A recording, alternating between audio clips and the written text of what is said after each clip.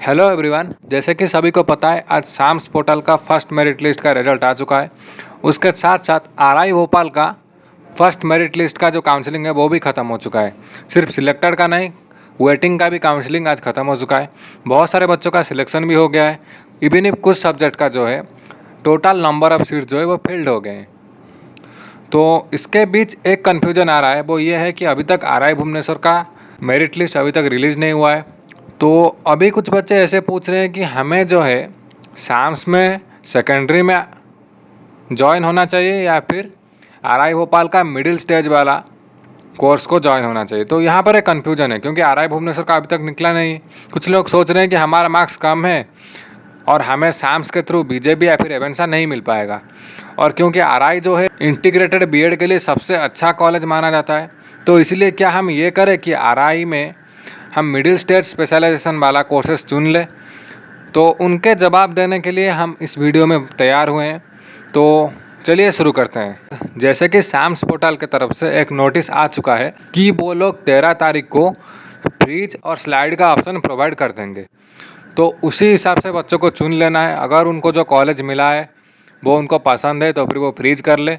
अगर उनको पसंद नहीं है, वो अपने चॉइस में जो ऊपर में जो कॉलेज है उसमें अपना ग्रेजुएशन करना चाहते हैं तो फिर वो स्लाइड वाला ऑप्शन को क्लिक करेंगे और सेकंड राउंड में उनका जो है रिजल्ट आ जाएगा। अभी अगर हम बात करें साम्स पोर्टल की जो कोर्सेस है उसके बारे में, तो हमें पता है कि साम्स पोर्टल में सिर्फ सेकेंडरी लेवल स्पेशलाइजेशन का कोर्सेस अवेलेबल होता है।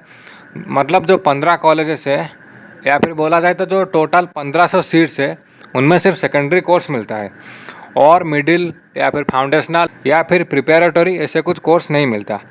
तो पहले बात हम इसके रिगार्डिंग थोड़ा चर्चा कर लेते हैं कि ये मिडिल, सेकेंडरी, प्रिपेरेटरी और फाउंडेशनल ये होता क्या है।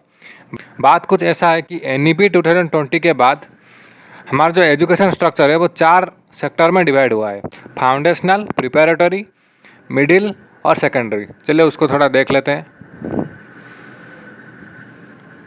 फाउंडेशनल, प्रिपेरेटरी, मिडिल और सेकेंडरी। मिडिल में क्या होता है, अगर तुम मिडिल लेवल स्पेशलाइजेशन वाला कोर्स करते हो तो फिर तुम एलिजिबल हो जाते हो। किस लिए? 6, 7 और 8th क्लास के बच्चों को पढ़ाने के लिए। अगर तुम सेकेंडरी लेवल स्पेशलाइजेशन वाला कोर्स करते हो तो फिर तुम एलिजिबल हो जाते हो। किस लिए? 9, 10, 11 और 12 क्लास के बच्चों को पढ़ाने के लिए। तो इसका मतलब ये है कि अगर तुम सेकेंडरी करते हो तो फिर तुम हायर लेवल बच्चों को पढ़ा पाओगे। हाँ, एक चीज़ ये है कि अगर तुम सेकेंडरी करते हो तो फिर तुम एलिजिबल इसलिए भी हो कि 6, 7, 8 या फिर उससे लोअर क्लास को भी तुम पढ़ा सकते हो अगर तुम चाहो तो। अगर वहाँ पे नौकरी नहीं मिला तो यहाँ पर भी तुम चांस ले सकते हो। तो सेकेंडरी में जो है अपॉर्चुनिटीज़ ज़्यादा रहते हैं। तो यही बात है, इसीलिए सेकेंडरी को प्रीफर करना सही रहेगा। अभी अगर हम बात करें आरआई भुवनेश्वर का, आरआई भुवनेश्वर में क्या होता है, 2 टाइप का कोर्सेस अवेलेबल होता है। एक होता है मिडिल लेवल स्पेशलाइजेशन और दूसरा होता है सेकेंडरी लेवल स्पेशलाइजेशन। तो बच्चों का डाउट सही था कि हम साम्स को छोड़कर आरआई भुवनेश्वर में मिडिल लेवल स्पेशलाइजेशन चुन ले। उनको मैंने सब कुछ बता दिया कि सेकेंडरी में ज़्यादा अपॉर्चुनिटी होता है आज कंपेयर टू मिडिल। बाकी मैं ये बात बार बार बता चुका हूँ, तुम्हें कॉलेज के नाम में नहीं जाना है, तुम्हें हमेशा कोर्स को देखना है। बात कुछ ऐसा है कि चाहे तुम कोई भी कॉलेज से करो, नौकरी तुम्हारे मेहनत पे ही डिपेंड करता है।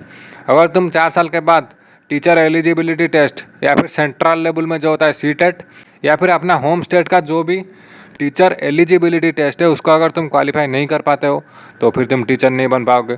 उसके बाद फिर से जेएनवी या फिर केबीएस का एंट्रेंस एग्ज़ाम तुम्हें ही क्लियर करना होगा। तो सब कुछ तुम्हारे मेहनत पे है। ऐसा नहीं कि कोई कॉलेज का नाम देखकर कोई भी गवर्नमेंट नौकरी तुम्हें नहीं मिलेगी।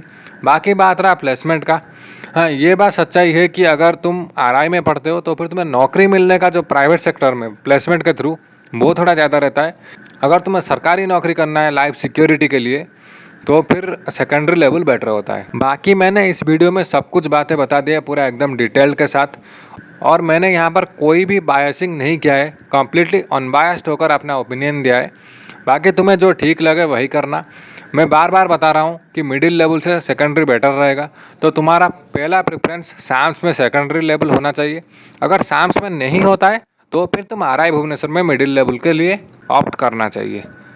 अगर अभी हम मिडिल लेवल के कटअप के बारे में बात करें, तुम्हें भी पता है मिडिल लेवल का कटअप डाउन जाएगा, क्योंकि बहुत कम लोग जो है इंटरेस्टेड है मिडिल लेवल के लिए, जिसका रीज़न मैं इस वीडियो में बता दिया। सभी लोग चाहते हैं कि हमें ज़्यादा अपॉर्चुनिटीज़ मिले, इसलिए सभी लोग सेकेंडरी के लिए ज़्यादा प्रेफरेंस देंगे।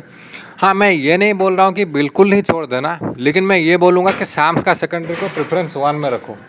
तो ठीक है, इसका कंक्लूजन यही निकलता है कि हमें साम्स का सेकेंडरी लेवल स्पेशलाइजेशन का जो कोर्स है उसको प्रेफरेंस 1 में रखना है, और RI भुवनेश्वर का मिडिल लेवल का कोर्स को उसका नीचे वाले प्रेफरेंस में रखना। अगर वहाँ पर नहीं होता है तभी जाके यहाँ अप्लाई करना। स्टार्टिंग में ही तुम RI भुवनेश्वर का मिडिल लेवल स्पेशलाइजेशन को मत चुनना, ठीक है। बस यही था इस वीडियो में। इंस्टाग्राम का लिंक पिन कमेंट में मिल जाएगा। बाकी तुम चाहो तो टेलीग्राम ग्रुप में भी जुड़ सकते हो, और उसमें काउंसलिंग के रिलेटेड जो अपडेट्स आते हैं उसका सुविधा ले सकते हो। इसका लिंक भी तुम्हें पिन कमेंट में मिल जाएगा। वीडियो को लास्ट तक देखने के लिए बहुत बहुत धन्यवाद। अगर कुछ और डाउट्स है तो फिर तुम आराम से कमेंट सेक्शन में पूछ सकते हो, ठीक है। फिर मिलते हैं अगले वीडियो में।